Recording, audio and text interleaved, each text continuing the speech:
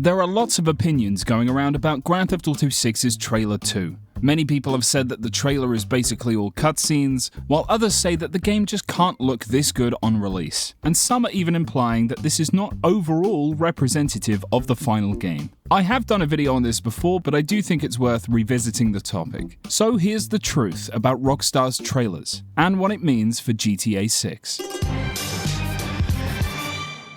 What you're seeing in Trailer 2 and the new screenshots are entirely in-game. They're supposed to represent the final game that we're going to play. This is how Rockstar has always done things. You can say a lot about Rockstar, but they don't misrepresent their games in their marketing. Allow me to explain, and trust me, I am building to something here. I just want to note before we get into this that when I refer to graphics, I'm referring to everything that term encompasses, such as texture and model detail, lighting, weather effects, and other such things. Let's take a brief look at Rockstar's previous trailers. We can look all the way back to Grand Theft Auto 3's first trailer to see a game that looks a lot like the one we played on release, though there are of course caveats. These older trailers were released onto an internet that could barely load a web page, so they're in an awfully low resolution, and are of course compressed. But underneath, we can see that this is definitely not a finished version of the game. The draw distance seems shorter to me, and there's such a hard cutoff. There are also other well-documented differences in things like models and textures. Vice City released only a year after 3, and that quick turnaround shows in the trailer. The game looks rather complete, albeit only visually. Tommy's shirt is one of the only inconsistencies that's noticeable on first glance, but this looks just about how Vice City looked and ran when you were actually in the game. This trailer, like the last, is all gameplay,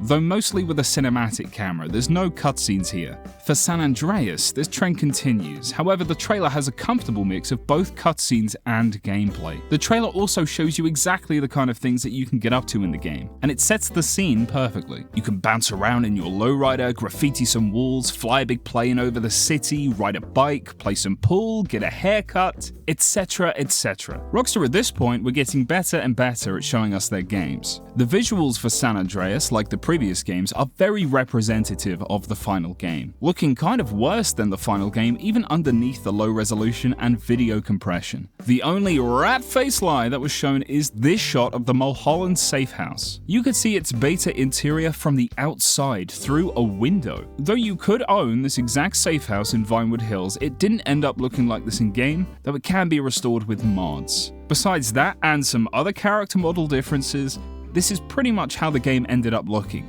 GTA 4's first trailer was incredible, and I remember watching it for the first time as a wee boy. And this too looks very similar to the final game. But instead of Trailer 1, I think it's more appropriate to look at Trailer 2. This is where the talking points get a little more relevant, and I realize that this game came out in 2008, but it was the beginning of the modern Rockstar game as we know it today. The graphics are noticeably less refined than what we ended up getting on the 360, and the frame rate in this trailer is god-awful. And I'm sure that this was not an accident, this was likely just how the game was running at the time. GTA 4 would end up running in a lot of these places very comfortably in the 30 to 40 FPS range, while dipping sometimes quite a bit when a lot was going on. But here it's just dreadful. In addition to this choppiness, there are some parts of the map in plain view that just aren't loaded properly, or at all. I would especially like you to take note on how many NPCs and vehicles there are in each shot, because it doesn't add up to much. The amount of pets and cars was never oversold, or when it released, under-delivered. I don't have to tell you that for a second trailer, this is still not representative of how the final game would look, because as we all know, it ended up running and looking much better after what I assume felt like never-ending optimization. As you progress through GTA 4's trailers, you'll see a game that is slowly improving, and not only in performance, but visual fidelity as a whole. That is until you get to the final trailers, which look identical to the final release. No better, no worse. For Red Dead Redemption, the same can be said. Trailer 1 is the crunchiest of them all. I mean, look at this thing. And Trailer 2, which is, I believe, My Name is John Marston. There is still a little way to go with the graphics, but the performance is like GTA 4, quite choppy in places. And just take a look at the texture of this cliff. It's disgusting. And the aliasing here is also quite noticeable. Once again, this trailer is a clear mix of both cutscene and what Rockstar would call gameplay. You and I, both having played this I'm sure, both know that the game looked and ran better than this when it finally released. At least on the Xbox 360, I'm not too sure about the PS3. I know there were some challenges there, but we've seen these cutscenes in-game, and we've experienced gameplay just like this. We can easily look back and see now that the game looks even better than the trailers. Max Payne 3 and the game known only as Canis Cadem Edit, it's never been called anything else, are both games that I want to pay lip service to as they're proper Rockstar games for sure, but they aren't in the same vein or scale as GTA or Red Dead. Though the trailers for those games also show the same patterns that we're talking about here. GTA 5's first trailer is full of comparatively terrible visuals, with Rockstar for some shots having sections of the map not even loaded, to I assume help with performance for the trailer.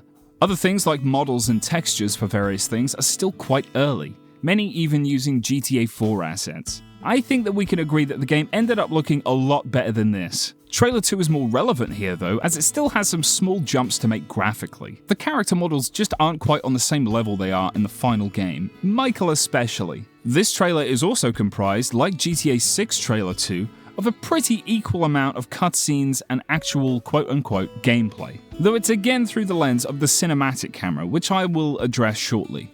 Still though, like I said for Red Dead, we've all played this game. We've watched these cutscenes, so we are fully aware that everything we've seen in the trailers for GTA 5 is not only exactly how it was in-game, but the game looked even better than this on release. Once again, take a look at the roads and the sidewalks. Take note of the amount of peds and cars. This trailer in no way overrepresents the amount of NPCs that can be seen on screen at any given time. And then we get to Red Dead Redemption 2's trailer, which looks great, but it's still quite early and has some ways to go.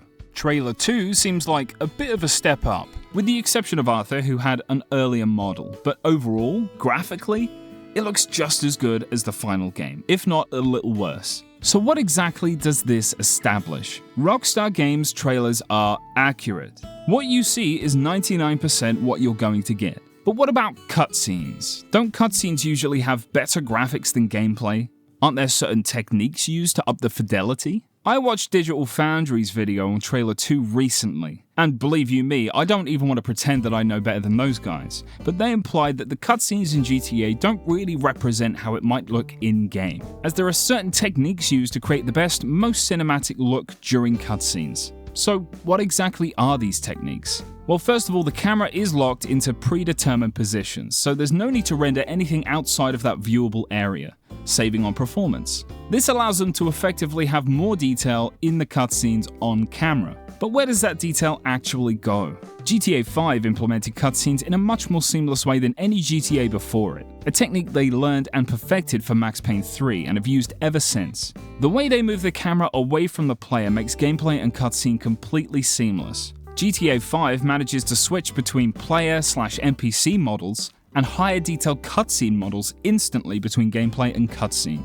as well as some other techniques to get maximum detail on screen. This was much more important for GTA 5 as it was releasing on the Xbox 360 and the PS3. The rest of the world around the characters, however, is pretty much exactly how it is during regular gameplay. The environments don't get a bump in fidelity, they stay exactly how they are, flaws and all, and even NPCs like cars on the road will still continue to spawn and drive as usual, with about the same traffic density as in the gameplay. There can be some environmental changes that are set up for some cutscenes, however these changes are practically always set up in the open world beforehand anyway, like this cutscene with Devin Weston, where props have already been placed and there are NPCs waiting in their idle animations. The only thing that will change when you approach Devin is the character models will swap out for a higher detailed version. We can see when this happens too, as there's a lot of the time a brief moment where the animations and dialogue start, but the cutscene hasn't quite. The first cut in every cutscene is where the transition usually takes place. They improved on this even further in Red Dead Redemption 2, bridging the gap between the level of detail in cutscenes and gameplay even further. The only real difference to what you see in a cutscene as opposed to gameplay is the level of detail on characters. In a game like this, every tiny bit of optimization adds up. The difference between these models is overall pretty negligible and completely unnoticeable during actual gameplay. The final point I want to make is in terms of lighting. Because of course, Rockstar will try to use the most flattering lighting and weather effects possible for their cutscenes. They do this to convey a specific mood or look, or just to make their character models shine. I've seen this come up as another example of why you shouldn't trust cinematics. Having played GTA 5 and RDR 2, I already know how this works. You and I know exactly when Rockstar is changing the lighting or position of the sun for a cutscene. Why?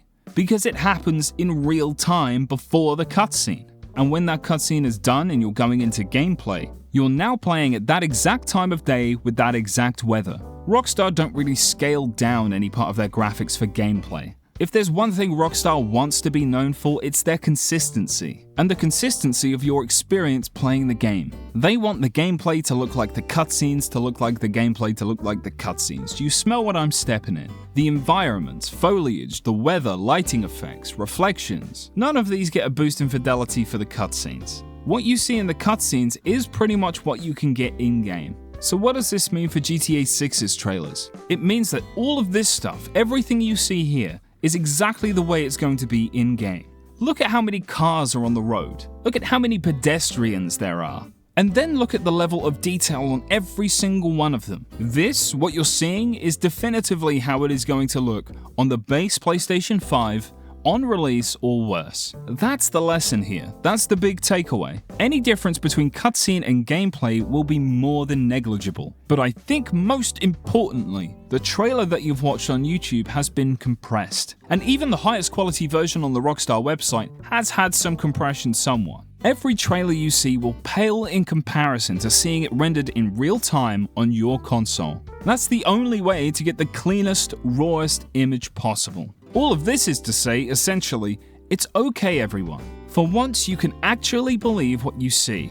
You're going to boot up Grand Theft Auto 6, and it's going to look as good or even better than any trailer you've seen. I could bet money on it and win any day of the week. With all this in mind, and knowing how Rockstar likes to represent their games as honestly as possible, we can also extend all of this knowledge to the various screenshots that were posted on the Rockstar website. That's all from me, folks. Just a quick one here to clear up any misinformation you might see. If you're a long-time Rockstar fan, and you're into it like I am at least, you probably already knew all of this, but thanks for watching all the same. Keep it breezy, and take it sleazy.